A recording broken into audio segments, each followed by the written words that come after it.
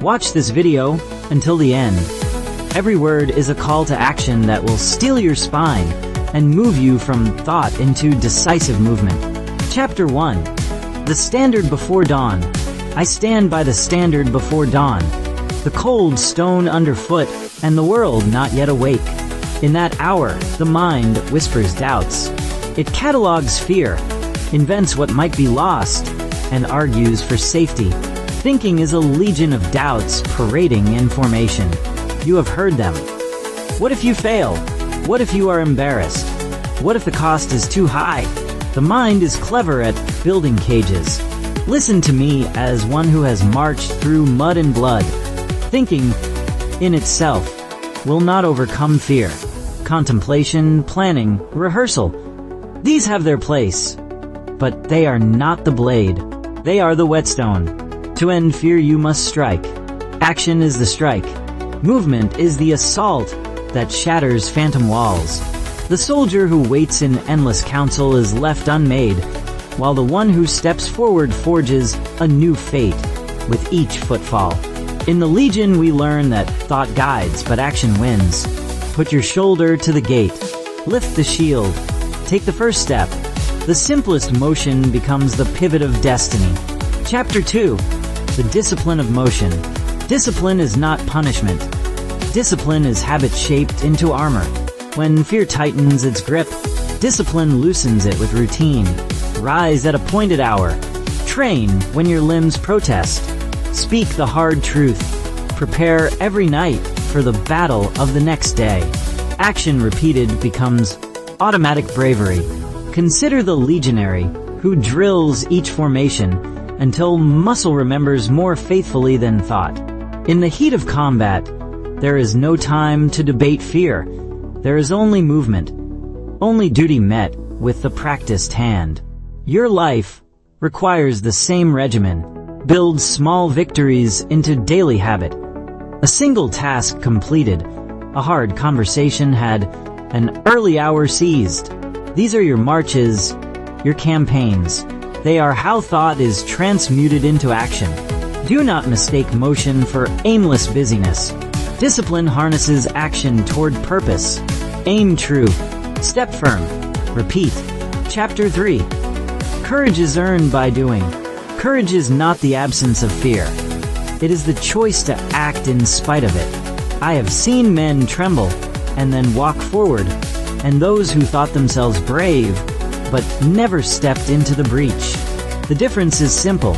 Action. The first step is always the fiercest, but each following step grows easier because action teaches the soul. When you act, you gather evidence against fear. You find that the imagined monsters are smaller at close range. You learn that failure, when met, is instructive and temporary. The warrior who has charged a hill once will charge it again with less hesitation. So earn your courage with deliberate deeds. Confront a long-avoided task. Speak for what is right. Take a calculated risk. Every act is a ledger entry in the account of your bravery. Remember, confidence stems from competence, and competence is formed by doing. Move, and trust will follow. Chapter 4. The Tactics of Breaking Fear. Tactics matter. Action directed without strategy is noise. Strategy without action is vanity. Use these tactics as a commander uses formations. 1. Divide the mountain. Break daunting tasks into steps. Conquer each small ridge, and the mountain falls. Action becomes plausible when it is portioned. 2. Set a deadline. A soldier moves on the bugle. Set a time and commit publicly. Pressure converts thought into motion. 3. Commit to one thing now. Choose a single decisive act and do it. Momentum will carry the rest. 4. Accept imperfect starts. Perfection breeds paralysis. Do not let refinements stall the first charge. 5. Learn fast, adapt faster. After acting, observe outcomes and adjust. Trial is the most honest teacher. Fear dissolves under these maneuvers. Your plan is not to think endlessly, but to move methodically. Chapter 5. Leadership through example. A leader stands where others falter. To inspire, you must act first. The standard-bearer does not only call orders, he steps into danger and draws followers by example. When you act, you give permission for others to act. Leadership, by thought alone, is an empty trumpet. Be the person who chooses motion over hesitance. Show your team, family, or comrades that fear is a weather to march through, not an earthquake to cower from. Your decision to begin will ripple outward, producing courage in those who watch. Influence is not bestowed. It is earned with steady feet. Chapter 6. Resilience forged in trials. Trials sharpen the spirit. When you act, you will sometimes fail. Accept this as the kiln that tempers resilience.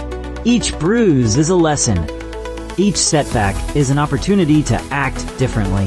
The ancient legions returned, reformed their lines, and advanced again. Resilience is action after adversity. Build a plan for recovery. Analyze, learn, and take the next step sooner than you feared you could. The more quickly you re-engage, the less power fear has to take root.